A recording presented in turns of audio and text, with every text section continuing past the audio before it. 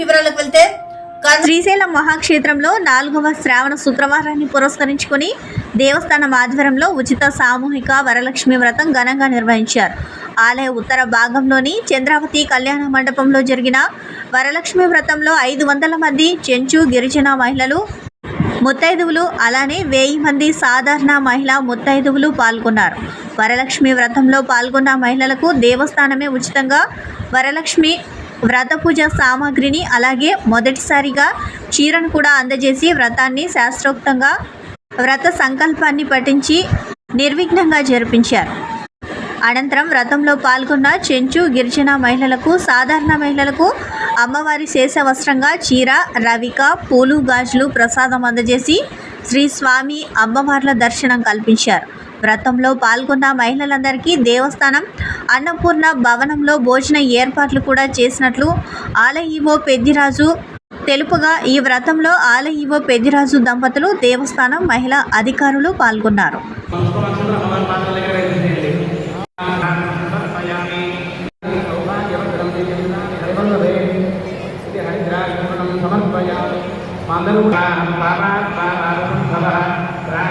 రాష్ట్ర వ్యాప్తంగా 1వ తేదీకి ముందే పెన్షన్ల పంపిణీ కార్యక్రమం ఉదయం 6 గంటలకే లబ్ధిదారుల ఇంటి వద్దకే ఎన్టీఆర్ భరోసా పెన్షన్ల పంపిణీ కార్యక్రమం ప్రారంభం.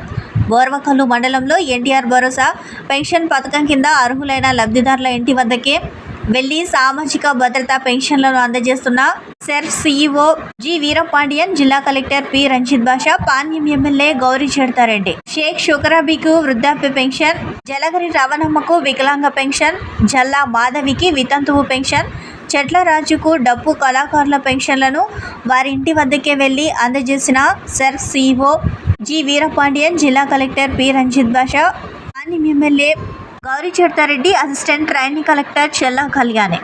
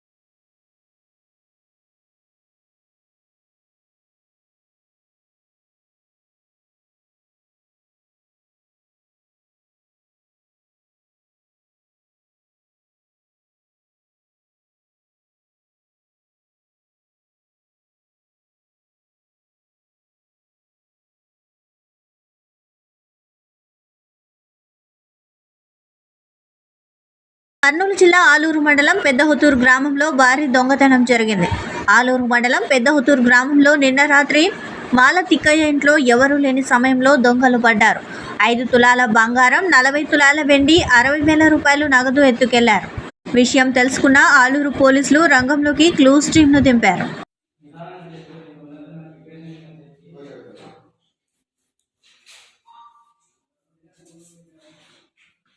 తీసుకోగానే ఇది మాత్రం తీసేదా ఓకే ఓకే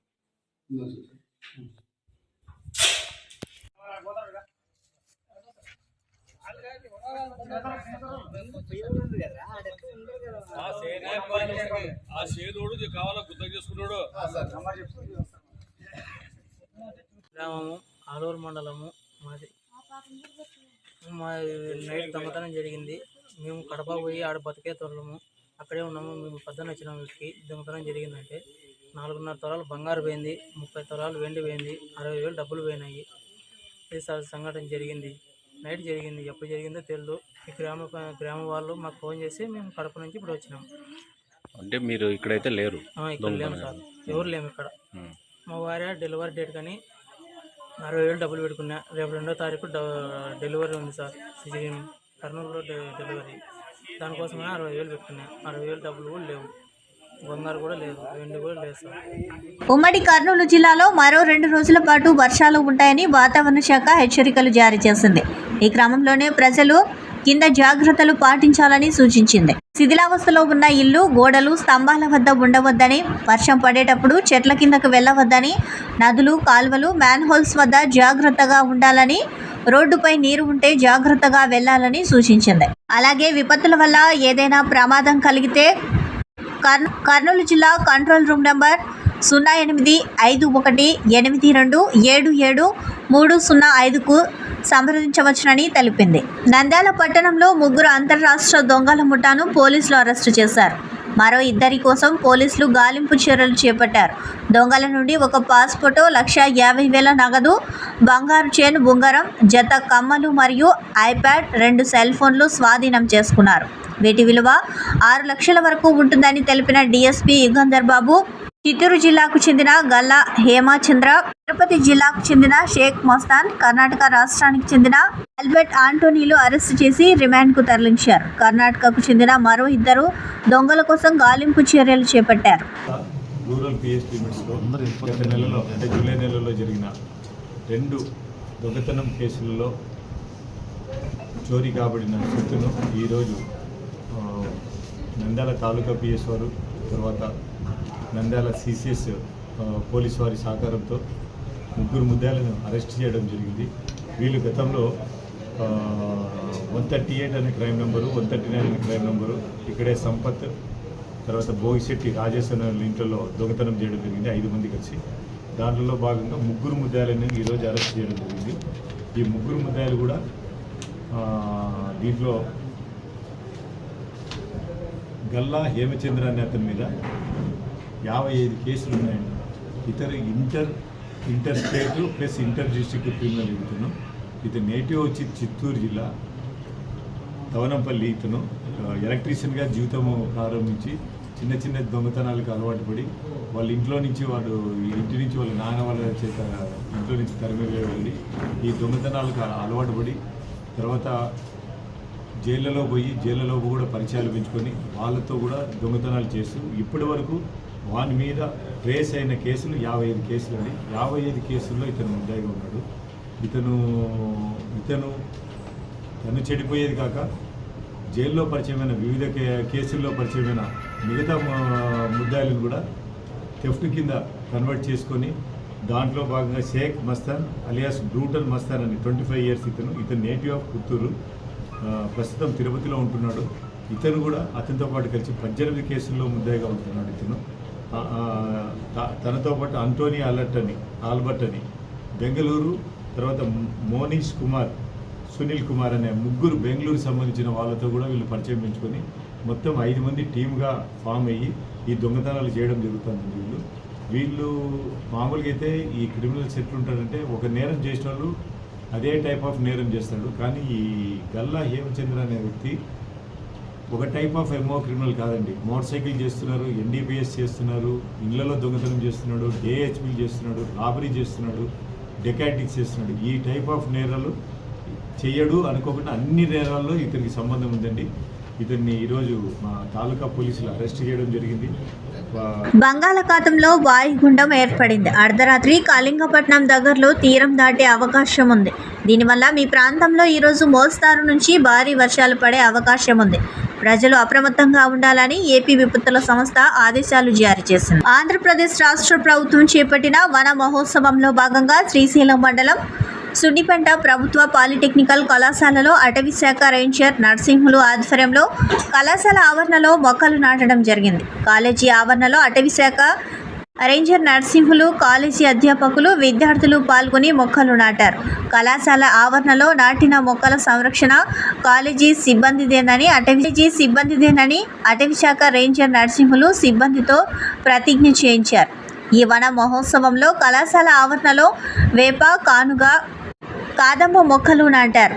ఈ వన మహోత్సవ కార్యక్రమంలో అటవీ శాఖ సిబ్బంది, కళాశాల సిబ్బంది, విద్యార్థులు పాల్గొన్నారు.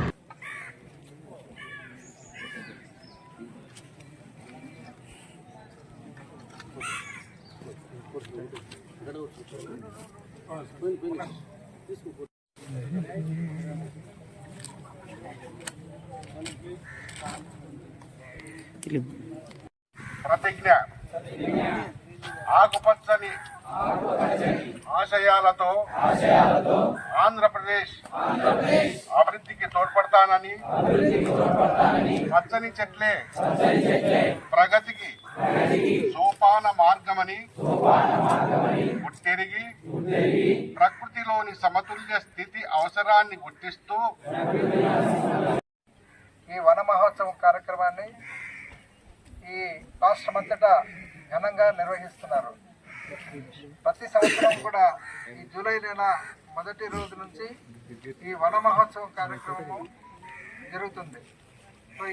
ప్రతి నీటి బొట్టును సద్వినియోగపరుస్తానని రోడ్లపై నీళ్లు నిలవకుండా చర్యలు తీసుకోవాలని మున్సిపల్ ఉన్నతాధికారులు సమావేశంలో మున్సిపల్ శాఖ మంత్రి నారాయణ ఆదేశాలు ఇచ్చిన కర్నూలు నగరపాలక సంస్థ ఇంజనీర్లు స్పందించడం లేదని నాయకులు Irigineni Pullareddy, M Nagaraju, K Srinivasulu, T Purushottam Reddy, T Krishna విమర్శించారు. నిబంధనలు పాటించకుండా కోట్లాది రూపాయలతో చేస్తున్న అభివృద్ధి పనులు ప్రజలకు ఉపయోగపడకపోగా ఇబ్బందులు పడవలసి వస్తుందని అన్నారు. సంఘం ప్రతినిధి బృందం ఈరోజు నగరంలో పర్యటించింది. ఈ సందర్భంగా వారు మాట్లాడుతూ కోట్ల రూపాయలు వెచ్చించి వేస్తున్న రోడ్లపై వర్షపు నీరు ఎందుకు నిలుస్తుందని ప్రశ్నించారు.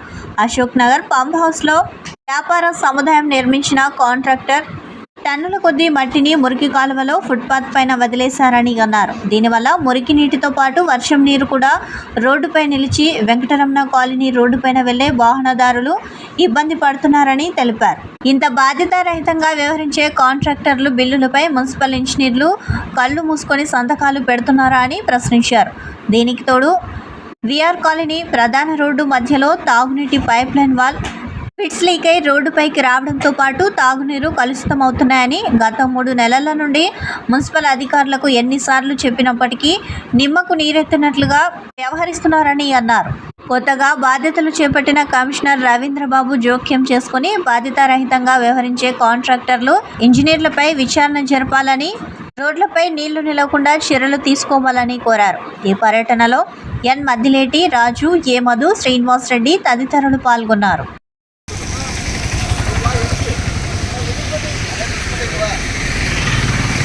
నీళ్ళు ఎక్కువ అవుతున్నాయి. ఆడ కొత్త కాంప్లెక్స్ కట్టిన మున్సిపాలిటీ వాళ్ళు ఆ కాంట్రాక్టర్ మొత్తం కాలువ మొత్తం బ్లాక్ చేసి పడేశారు. నీళ్ళు ఎక్కడి నుంచి పోతాయి? రోడ్డు మీద వచ్చే జనాలకు రోడ్డు మీద తిరుగుతున్నాయి, అందరికీ ఇబ్బంది అవుతుంది.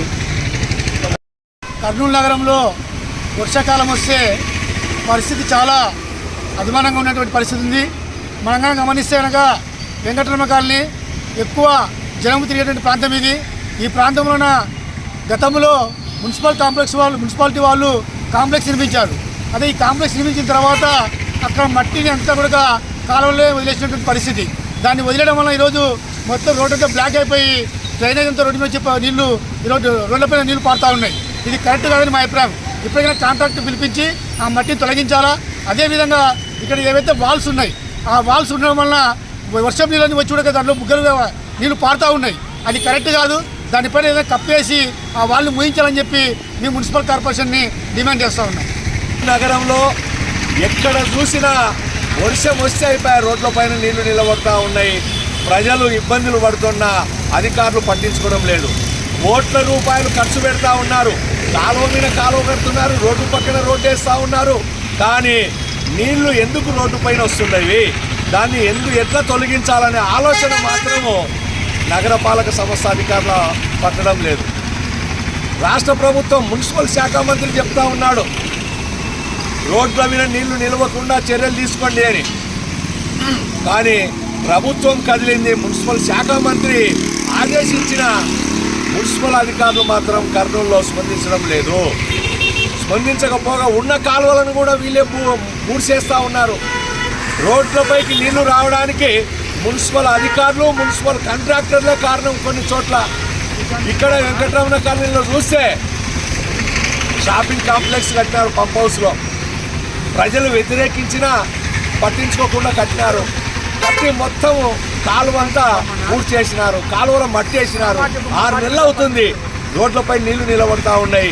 కాలువలు పూర్తి చేసినటువంటి కాంట్రాక్టర్ పైన చర్య తీసుకోలేదు.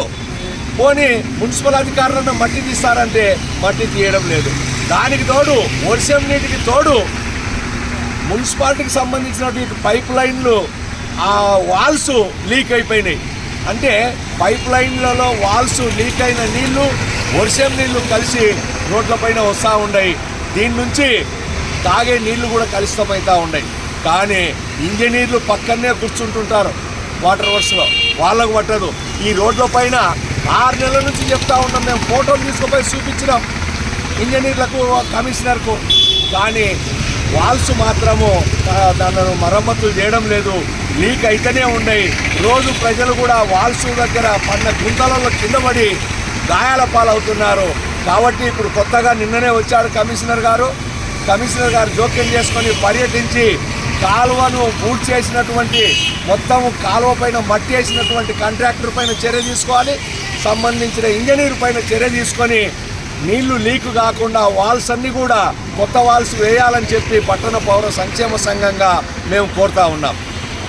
రాష్ట్రంలో వైసీపీ పార్టీకి పుట్టగతులు ఉండవని కేంద్ర ప్రభుత్వ సహకారంతో ఎన్నికల్లో ప్రజలకు ఇచ్చిన ప్రతి హామీ నెరవేర్చడమే లక్ష్యంగా కూటమి ప్రభుత్వంలో సీఎం చంద్రబాబు నాయుడు, పవన్ కళ్యాణ్ పనిచేస్తున్నారని ఎమ్మెల్యే బీవీ జయనాగేశ్వర్ రెడ్డి అన్నారు. 1వ తేదీ ఆదివారం కావడంతో ఆదివారం పెన్షన్దారులు ఇబ్బందులు పడకూడదని 31వ తేదీ తెల్లవారుజామునే కర్నూలు జిల్లా ఎమ్మిగనూరులోని 14వ వార్డులో వృద్ధులకు, వితంతువులకు, దివ్యాంగులకు ఎన్టీఆర్ భరోసా సామాజిక పెన్షన్లను ఎమ్మెల్యే బీవీ జయనాగేశ్వరరెడ్డి పంపిణీ చేశారు. అలాగే ఎమ్మెల్యే ఆదేశాలతో నియోజకవర్గంలో ప్రతి గ్రామంలో తెల్లవారుజామున సచివాలయ సిబ్బందితో కలిసి టీడీపీ నాయకులు సామాజిక పెన్షన్ పంపిణీ చేశారు. వైసీపీ నాయకులు రాష్ట్రంలో అభివృద్ధిని అడ్డుకున్న కూటమి ప్రభుత్వం రాష్ట్రాన్ని అభివృద్ధి పదంలో ముందుకు నడిపిస్తుందని తెలిపారు.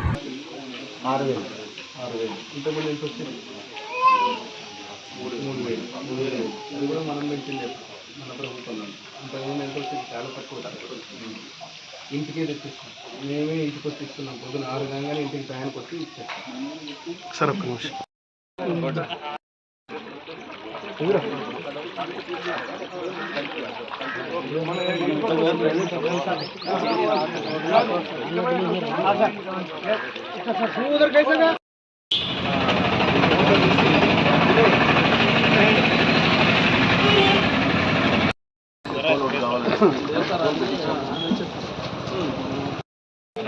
మోహన్ రెడ్డి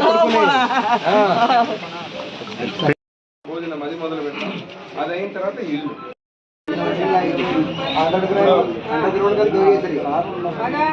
అదే చెప్తున్నారు. ఇప్పుడు ఈ బాబు మాకు తెలిసిన బాబు కదా, ఈ బాబుని తిప్పుకుంటాం.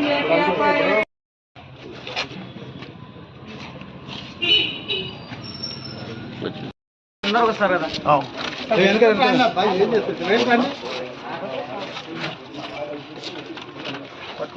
ఈ వార్తలు ఇంతటితో సమాప్తం. నమస్కారం.